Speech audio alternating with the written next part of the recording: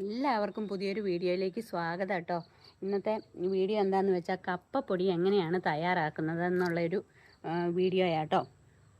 അപ്പം അതിനായിട്ട് ഞാൻ 2 കിലോ കപ്പ ഇന്നലെ ഇത് തൊലി കളഞ്ഞ് പൊളിച്ച് വെള്ളത്തിലിട്ടതായിരുന്നു കേട്ടോ. അത് അപ്പം അത് ഒരു ദിവസം വെള്ളത്തിൽ കിടന്നതിന് ശേഷം ആണ് ഞാനിത് കഴുകിയെടുക്കുക. ഒരു ദിവസം വെള്ളത്തിൽ കിടക്കുന്ന എന്തിനാന്ന് വെച്ചാൽ അതിൻ്റെ ആ ഊറലുണ്ടല്ലോ, മക്കെന്നൊക്കെ ഞങ്ങൾ പറയും, ആ മക്കൊക്കെ മാറാൻ വേണ്ടിയിട്ടാട്ടോ. അപ്പോൾ ഇത് കപ്പപ്പൊടി ഇങ്ങനെയാണ് തയ്യാറാക്കുന്നത്. ഇത് കുറേ പ്രാവശ്യം കഴുകണം. ഇത് പച്ചക്കപ്പ കൊത്തി ഞുറുക്കി തലേദിവസം വെള്ളത്തിലിട്ട് അത് പിറ്റേ ദിവസം കുറേ പ്രാവശ്യം കഴുകി നമ്മൾ വെയിലത്തിട്ട് ഉണങ്ങിയാണ് നമ്മൾ ഈ കപ്പപ്പൊടി തയ്യാറാക്കുന്നത്. അതൊന്ന് കാണിക്കാം കേട്ടോ.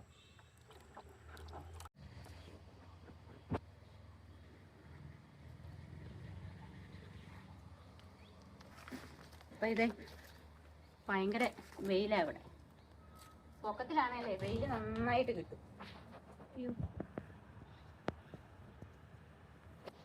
അപ്പം ഇതൊന്ന് വെള്ളം മാറുന്ന ഉണങ്ങാനിടാം. കുറച്ച് ഇത്തിരി കറുത്ത കപ്പയാണേലും പ്രശ്നമൊന്നുമില്ല കേട്ടോ. ഇങ്ങനെ വെള്ളുകപ്പ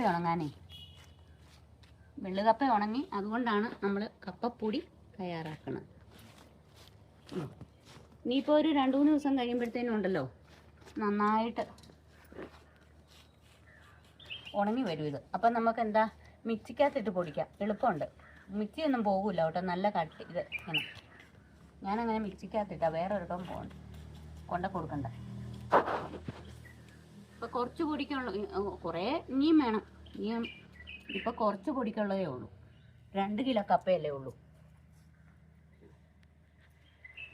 ഇനി നമുക്കേ ഇത് ഉണങ്ങി കഴിയുമ്പോൾ കാണാം കേട്ടോ. പൊടിക്കാറാകുമ്പോൾ 3 ദിവസത്തെ ഉണക്ക് മതി. അപ്പോൾ കഴിഞ്ഞ ദിവസം ഞാൻ കൊത്തി ഞുറുക്കി വെള്ളത്തിലിട്ട് കട്ട് കളഞ്ഞ് ഉണങ്ങാൻ വെച്ച പച്ചക്കപ്പയാണ് ഇത് കേട്ടോ. ഇതാണ് വെള്ളുകപ്പ എന്ന് പറയുന്നത്. അതൊരു 7 ദിവസത്തെ വെയിൽ കൊണ്ട് കേട്ടോ. 7 ദിവസത്തെ വെയിലൊന്നും വേണ്ട. അതെന്താന്ന് വെച്ചാൽ കുറച്ച് ദിവസമായ ഒരു മൂടലായിരുന്നു, അതുകൊണ്ടാണ്. അതിനി ഇതാണ് വെള്ളുകപ്പ എന്ന് പറയും ഇതിന് ഞങ്ങൾ കേട്ടോ. ഇത് കണ്ടോ, ഇത് വെള്ളുകപ്പയാട്ടോ. അപ്പം ഇത് പൊടിച്ചാണ് നമ്മൾ കപ്പപ്പൊടി, ഈ വെള്ളുകപ്പ പൊടിച്ചാണ് നമ്മൾ കപ്പപ്പൊടി ഉണ്ടാക്കുന്നത്. അപ്പം അതൊന്ന് കാണാം. ഇത് മിക്സിക്കകത്തിട്ടാട്ടോ. മിക്സിക്കകത്ത് ഒട്ടും വെള്ളം കാണരുത് കേട്ടോ, അല്ല ഇത് കുറേ നാളിരിക്കും ഈ പൊടി.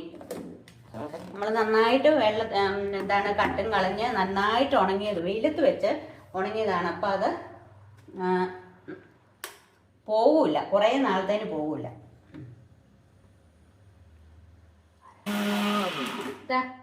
നമ്മളത് ഒരു ഇത്തിരി നേരെ ഇതുണ്ടോ പുക പൊങ്ങുന്നതാണേ. അത് പൊടി. നമ്മൾ മില്ലിൽ കൊടുത്തു വിട്ടാൽ ഇത് പൊടിക്കുന്ന മില്ലുണ്ടല്ലോ, അവിടെ കൊടുത്താൽ എളുപ്പമുണ്ട്. പക്ഷേ ഇത് ഇത്തിരിയല്ലേ ഉള്ളൂ. നമുക്ക് അത് കൊണ്ടുപോകാം, നമ്മുടെ വീട്ടിൽ തന്നെ പൊടിക്കാമല്ലോ, ഈ കൊണ്ടുപോകണ്ട. അങ്ങനെയൊക്കെയുള്ള കുറേ ലാഭങ്ങൾ. അതുകൊണ്ടാണ് ഞാൻ അങ്ങനെ വീട്ടിൽ പൊടിച്ചു നോക്കുക.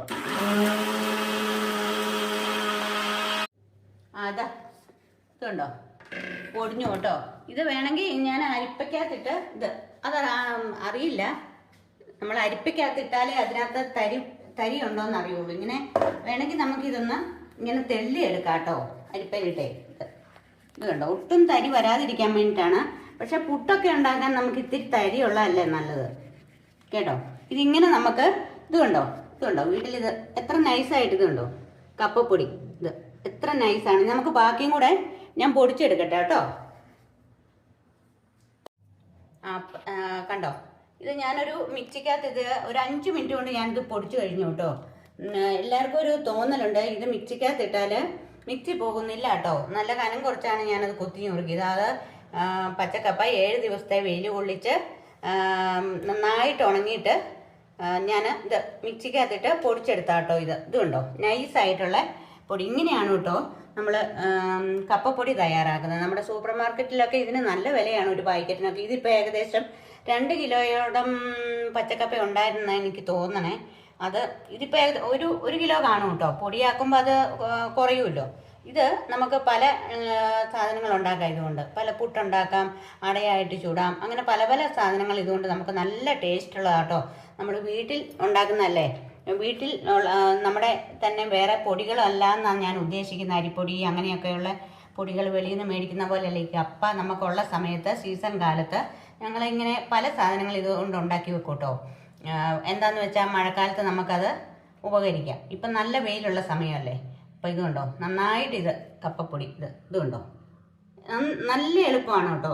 ഒരു 7 ദിവസത്തെ വെയിൽ കൊള്ളിച്ച്. പിന്നെ എന്താന്ന് വെച്ചാൽ ആദ്യം ഞാൻ അത് ആദ്യം തൊട്ട് വീഡിയോ കണ്ടാലേ അത് ഇതാക്കാൻ പറയാൻ പറ്റുള്ളൂ. അത് തലേദിവസം പച്ചക്കപ്പ കൊത്തി നുറുക്കി തലേദിവസം വെള്ളത്തിലിട്ട് അതിൻ്റെ കട്ട് കളഞ്ഞതിന് ശേഷമാണ് ഞാനത് വെയിലത്തിട്ട് ഉണങ്ങി തോട്ടോ. നല്ല വെയിൽ വേണം.